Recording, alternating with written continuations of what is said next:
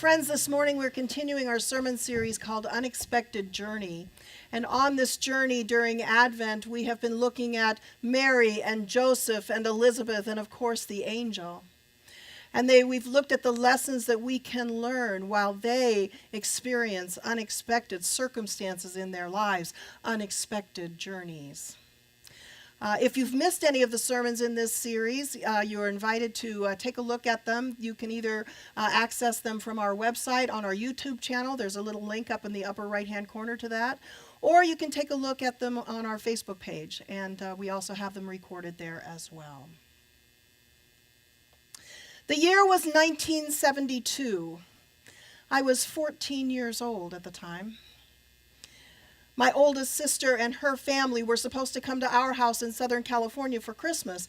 Their plan was that they would drive from Beale Air Force Base in Northern California to our house in La Crescenta, which is near Pasadena, and that they would arrive shortly before Christmas Eve. Then something unexpected happened. While my mom was cooking dinner and I was watching TV, our front doorbell rang, and I knew immediately that something was wrong because nobody in our neighborhood came to our house through the front door. Everybody who knew us entered through the back door. So when that doorbell rang, I knew that there was something wrong. And when I answered the door, my suspicions were confirmed. There on the porch stood two Air Force officers. One of them asked if my parents were home, and so I hollered at my mom as 14-year-olds will. We sat in the living room reserved for honored guests. And that's when we heard the news that my brother-in-law, who was a captain in the Air Force, was missing in action in Vietnam. His B-52 bomber had been shot down by the North Vietnamese during a major campaign, the last major campaign of the Vietnam conflict, called Linebacker 2. And just like that, our plans changed. Indeed, our entire lives changed. Instead of my sister's family, which included two young daughters, instead of them coming to our house for Christmas, we packed up as much as we could, including boatloads of presents for the girls, into the trunk of my dad's Chevy. And we drove from Southern California up to Northern California to their house on the base about 50 miles north of Sacramento. It was an unexpected trip at an unexpected time due to unexpected circumstances beyond our control. Mary and Joseph also took an unexpected trip at an unexpected time due to unexpected circumstances. In fact, one might even say that the couple's entire experience over the previous 9 months was unexpected. Think about it. Before that day, when, according to the Gospel of Luke, Mary was approached by God's angel, they were a normal couple planning a normal wedding, preparing for a normal life as husband and wife. Then Gabriel shows up with an unexpected announcement, and Mary's world is turned upside down. She makes an unexpected visit to her cousin Elizabeth in Ein Kerem. And while she's there, just a stone's throw away from Bethlehem, where it is presumed that Joseph, her husband-to-be, is building their home, she breaks the news to him. An unexpected disclosure that turns his world upside down. He isn't quite sure he believes her story. But he doesn't want to do anything to upset her or to make life more difficult for her. And so he decides to divorce her quietly. But an angel convinces him to do otherwise. After being told in a dream to take Mary as his wife, Joseph does as the angel tells him. Their carefully designed wedding plans are thrown out the window. Then they likely take up residence in Nazareth with her family, so that when the time comes for her to give birth, she will be in a familiar place. And for the first time along their journey, she will be in control. Then, yet another unexpected event occurs. In the 9th month of Mary's pregnancy, as Luke tells us in his gospel, the emperor calls for a census, and in order to be counted, all Jewish men have to return to their own hometowns. For Joseph, that means going back to Bethlehem, and for Mary as his wife, it means going along with him.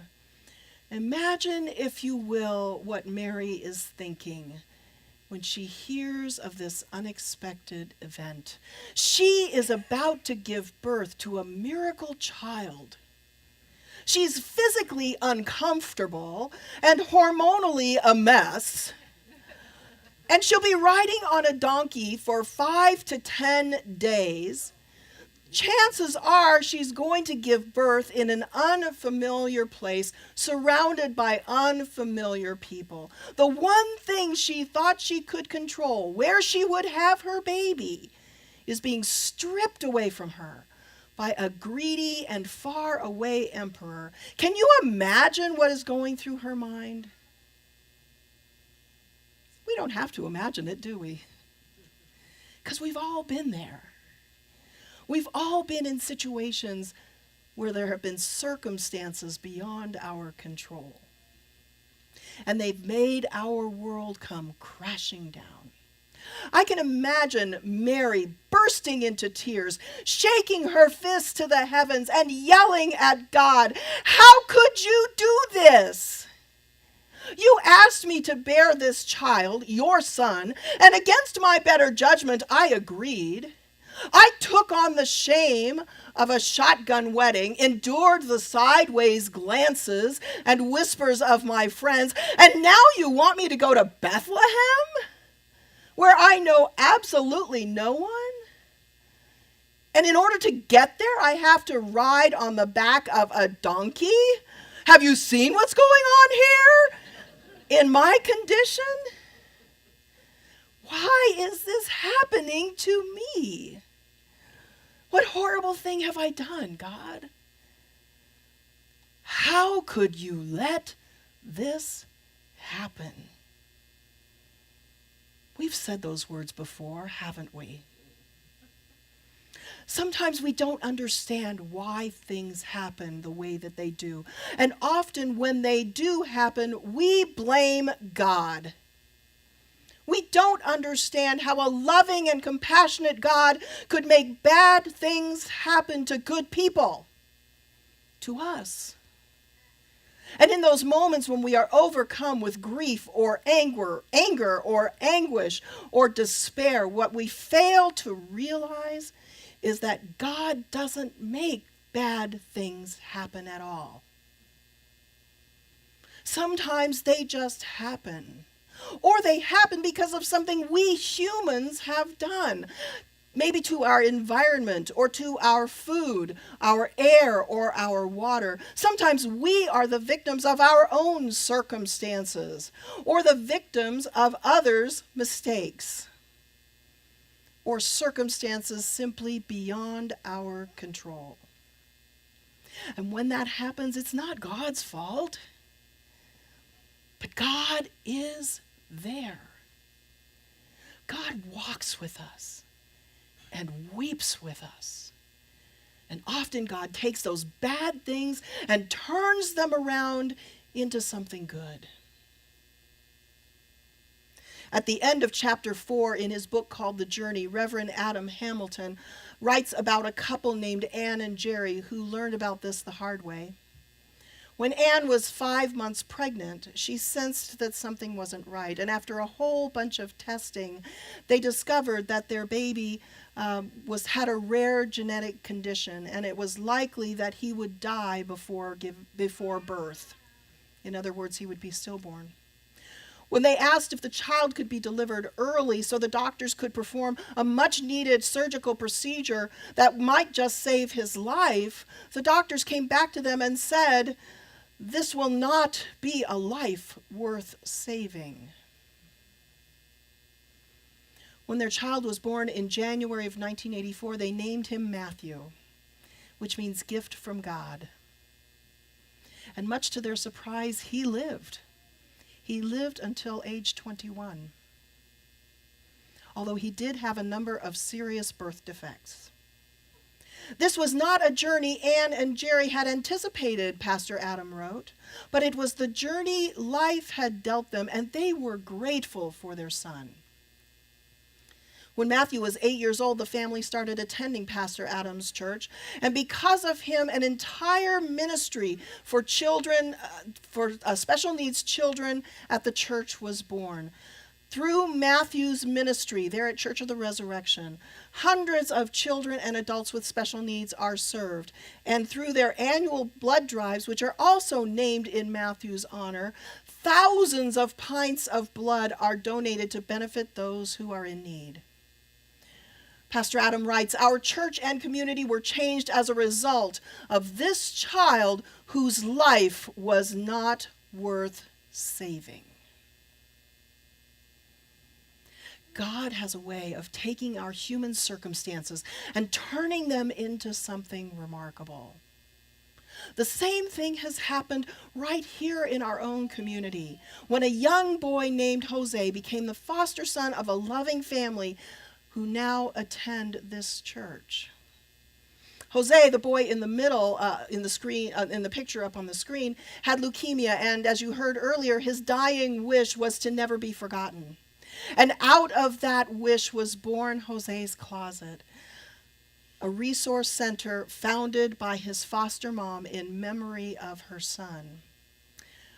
Because of Jose and his untimely death, thousands of foster children and their families receive assistance in the form of clothing, shoes, food, furniture, diapers, and much, much more. Out of Jose's unexpected journey and that of his foster family, God was able to create something remarkable. Out of pain and suffering, something good was born, something very, very good.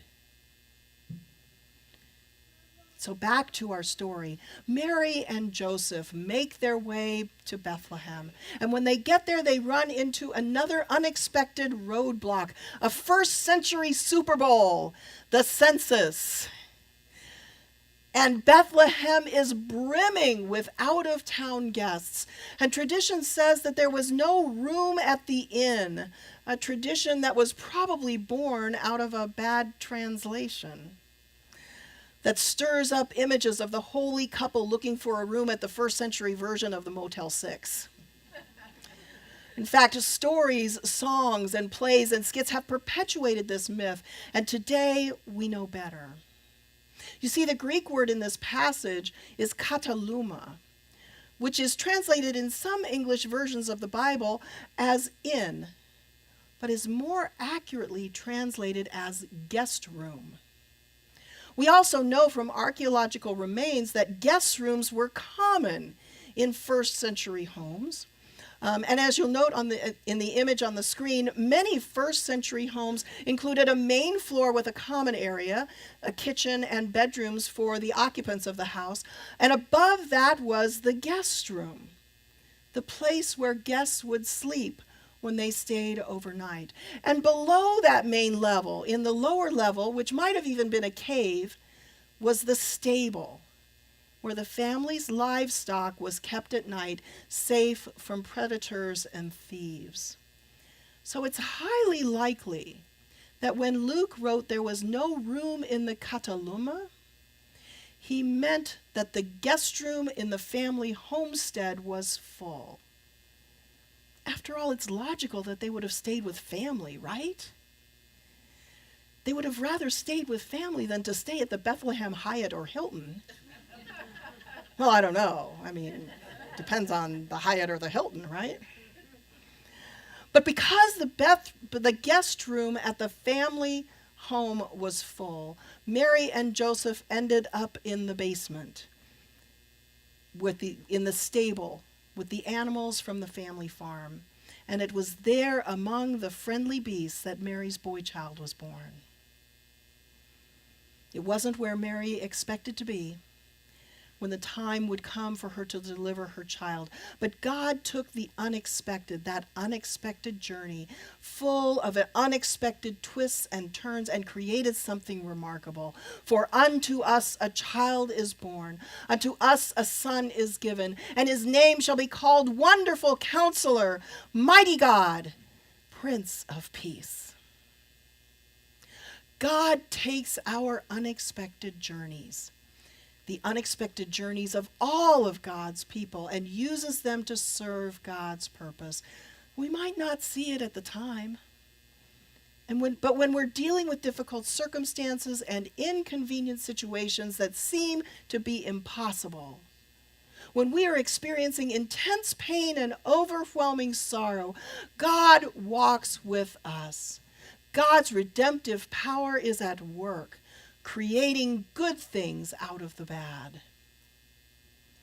So when we are faced with unwanted journeys, when we're battling a life-threatening disease, or we're struggling with a family member dealing with a drug addiction, when we're laid off from our jobs or trying to make ends meet as a single parent, when moments of disappointment overwhelm us and cause us great sorrow, let us remember the good news that we find in Scripture. God not only walks with us along these unexpected journeys, but redeems our journeys, reclaims them, restores them, recaptures them, and turns them into something good. We may not always see it, and we may not always believe it, but we can trust in it because God is on our side.